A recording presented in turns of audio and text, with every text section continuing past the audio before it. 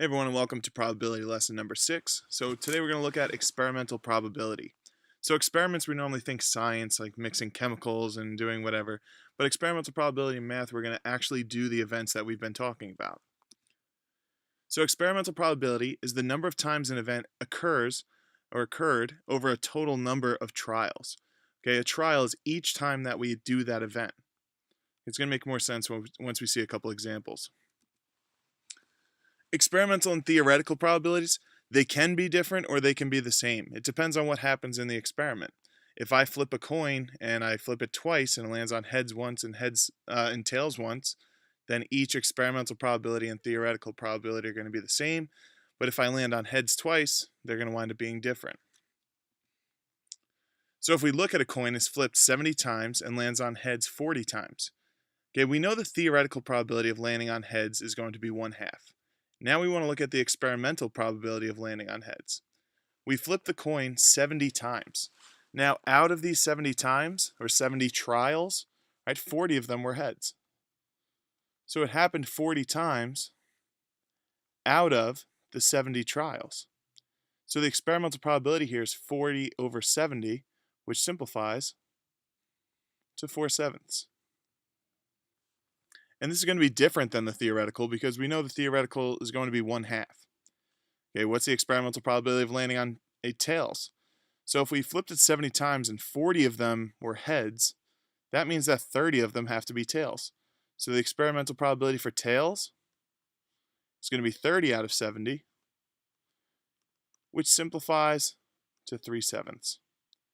And we could still tell that 4/7 plus 3/7 equals 1 because that's all of the trials. Right? Their probabilities have to equal 1 together. They're also complements. So if we're finding the experimental probability for each. So a die was rolled and the following results were recorded. So the number 1 happened 9 times, 2 was 7 times, 3 was 5, 4 happened 10 times, 5 was 6 times, and 6 was 3 times. Now, theoretically, they should all show up the same amount, but that didn't happen here, right? There's 10 4s and 3 6s, so it didn't happen. If we look at all of the times rolled, okay, 9, 7, 5, 10, 6, and 3, there were a total of 40 trials. Okay, there were 40 trials. Now the probability of a 1, here's 1. 1 over 9, 1 happened 9 times, so it's going to be 9 over 40. Okay, and we can't simplify that. The probability of 2 happened 7 times out of the 40, so 7 over 40. The probability of 3, 5 out of 40, which is going to simplify to 1/8.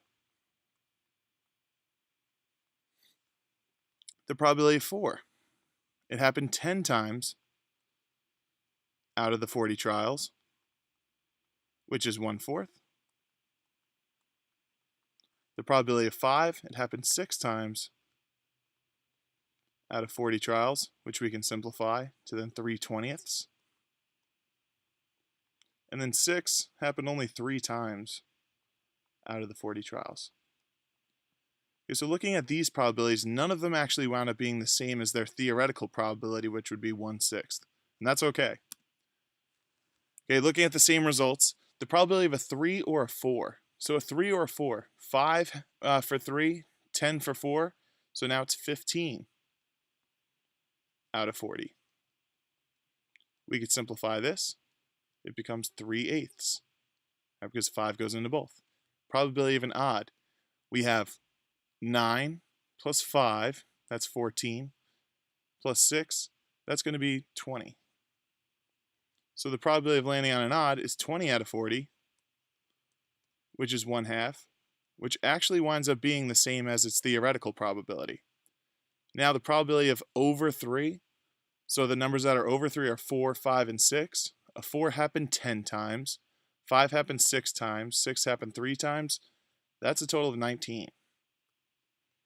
Okay, so 19 out of 40, which is close to half, which would be its theoretical probability, but it's not exactly that.